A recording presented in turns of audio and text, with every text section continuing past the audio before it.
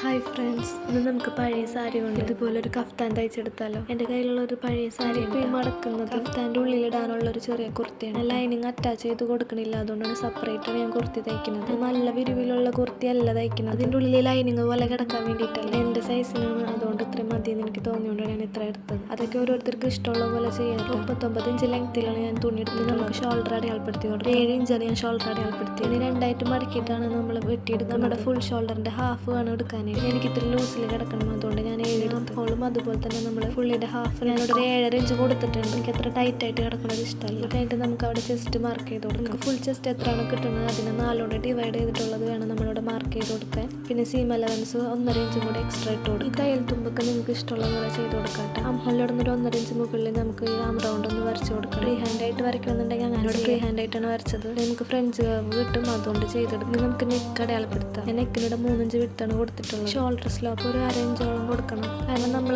നെക്കിൻ്റെ അവിടെ നിന്ന് ഷോൾഡർ ഒരു ചെരുവില്ല, അതുകൊണ്ടാണ് നമ്മൾ ഈ ഷോൾഡർ സ്ലോപ്പ് ഇട്ട് കൊടുക്കുന്നത്. നമ്മുടെ നെക്കിൻ്റെ ലെങ്ത് എന്തോരം വേണമെന്ന് വെച്ചാൽ അത് മാർക്ക് ചെയ്ത് കൊടുക്കാം. ഞാനിവിടെ ഒരു 5 ഇഞ്ചോളം കൊടുത്തിട്ടുണ്ട്. അതിന് നമുക്ക് സ്ക്വയർ ആക്കിയിട്ട് മാർക്ക് ചെയ്ത് കൊടുക്കാം. നമുക്ക് ഏത് ഷേപ്പിലാണ് നെക്ക് വേണ്ടതെന്ന് വെച്ചാൽ അതൊന്ന് വരച്ച് കൊടുക്കണം.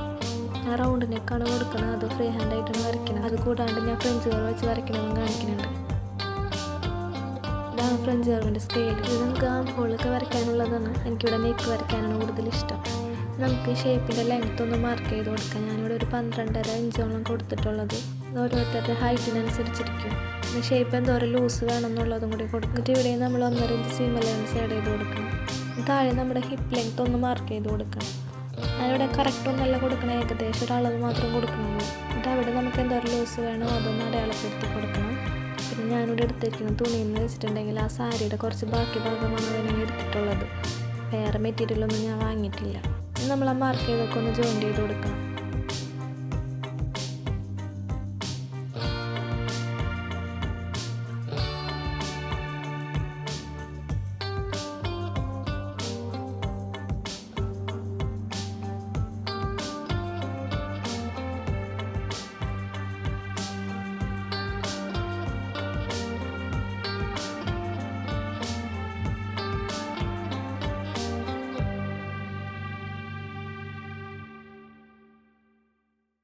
ഇപ്പോൾ നമ്മുടെ കട്ടിങ് സ്റ്റിച്ചിങ് ഒക്കെ ഏകദേശം കഴിഞ്ഞിട്ടുണ്ട്. ഇനി വേണ്ടത് നെക്കും കൈക്കുഴിയൊക്കെ ഒന്ന് മറിച്ചടിക്കാനായിട്ടുള്ള തുണി കട്ട് ചെയ്തെടുക്കണം. അതിന് വേണ്ടിയിട്ട് ഒരു സ്ക്വയർ ഷേപ്പിലായിട്ട് വേണം നമ്മൾ ആദ്യം തുണി കട്ട് ചെയ്തെടുക്കാനായിട്ട്. എന്നിട്ട് ഇതിൻ്റെ കോർണർ ടു കോർണർ വെച്ചിട്ട് ഇതുപോലെ ഒന്ന് കറക്റ്റ് വരച്ച് കൊടുക്കുക. ക്രോസ് പീസിൻ്റെ വിട്ട് ഞാൻ എടുത്തിരിക്കുന്നത് ഈ സ്കെയിലിൻ്റെ വിട്ടിൽ തന്നെയാണ് കേട്ടോ. 2 ഇഞ്ച് വിട്ട് കൊടുക്കണമെന്നുണ്ടെങ്കിൽ അങ്ങനെ കൊടുക്കാം. ഈ സ്കെയിലിൻ്റെ വിട്ട് വന്നിട്ട് ഒരു 1.5 ഇഞ്ച് ഉണ്ടെന്ന് തോന്നുന്നു. ഞാൻ കറക്റ്റ് നോക്കാറില്ല, ഞാൻ ഈ അളവിൽ തന്നെയാണ് എടുക്കാറുള്ളത്. ഇനി ഇതെല്ലാം കട്ട് ചെയ്തെടുക്കണം. ഇത് മുഴുവനും നമുക്ക് ആവശ്യമുണ്ട്, കാരണം നമുക്ക് കഫ്താനും മറിച്ചടിക്കാനുണ്ട്. പിന്നെ ഈ ലൈനിങ്ങിൻ്റെ നെക്കും ആം ഹോളൊക്കെ മറിച്ചെടുക്കാനുള്ളതുകൊണ്ട് ഞാൻ എല്ലാം ജോയിൻ ചെയ്തെടുക്കുന്നുണ്ട്. ക്രോസ് പീസിൻ്റെ നല്ല വശം ചേർത്ത് വെച്ചിട്ട് ഇതുപോലെ വേണം ജോയിൻ ചെയ്തെടുക്കാനായിട്ട്. ഇങ്ങനെ എല്ലാ പീസും ഇതുപോലെ ജോയിൻ ചെയ്തെടുക്കണം.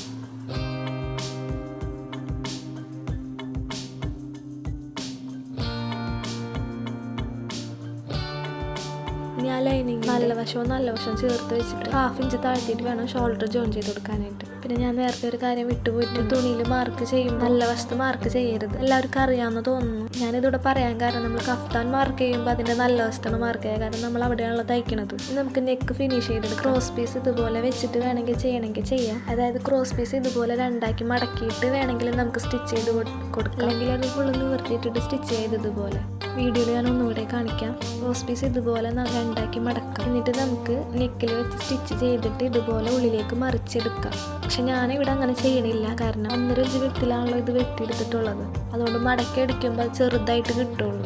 2 ഇഞ്ചോളം എടുക്കുകയായിരുന്നെങ്കിൽ ഓക്കെ ആയിരുന്നു. 1/2 ഇഞ്ചിലാണ് ഞാനിവിടെ നെക്ക് ഫിനിഷ് ചെയ്തെടുക്കുന്നത്.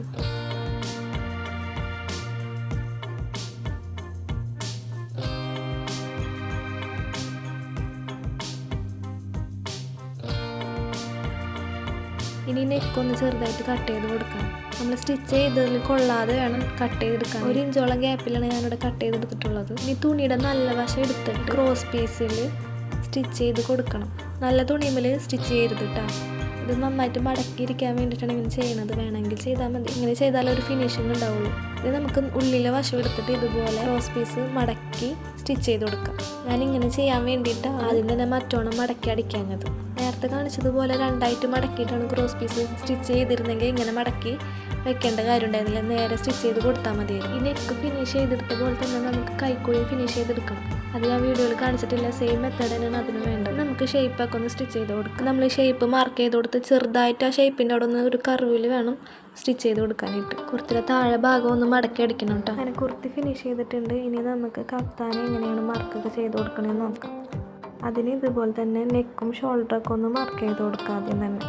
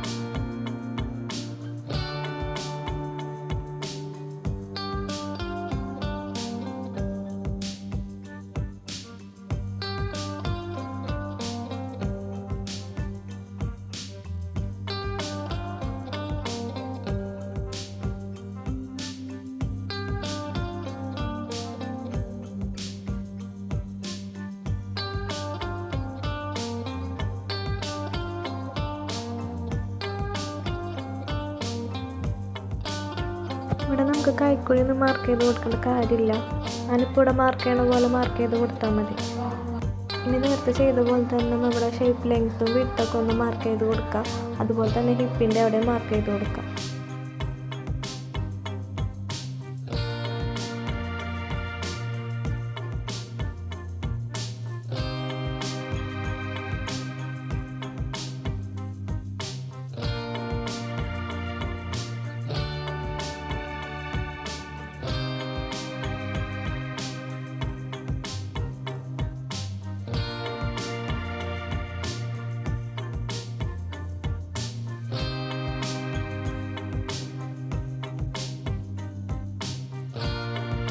അതൊന്ന് ഇതുപോലെ ഒന്ന് വരച്ച് കൊടുക്കണം കേട്ടോ.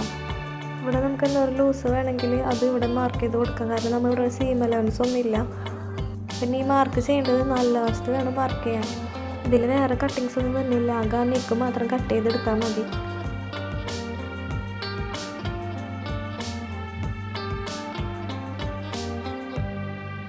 നെക്ക് നമ്മൾ നോർമലി ചെയ്ത പോലെ തന്നെ ചെയ്താൽ മതി. പിന്നെ ഈ നല്ല ഭാഗത്ത് വെച്ചിട്ട് നമ്മൾ ഈ ഷേപ്പ് മാർക്ക് ചെയ്തതൊന്ന് സ്റ്റിച്ച് ചെയ്ത് കൊടുക്കാം.